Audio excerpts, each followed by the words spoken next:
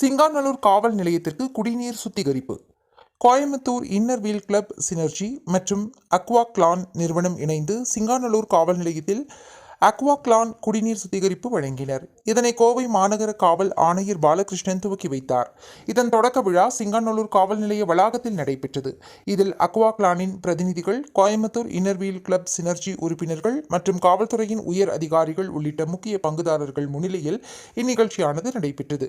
நிகழ்ச்சியில் கோவை மாநகர் காவல் ஆணையர் பாலகிருஷ்ணன் பேசுகையில், பொது சுகாதாரம் மற்றும் மக்களின் நலனை பாதுகாப்பதில் Coimbatore inner wheel club synergy மற்றும் அக்வா லான் நிறுவனம் இணைந்து இத்தகைய முயற்சிகளை செய்ததற்கு எனது பாராட்டுகளை தெரிவித்தார்.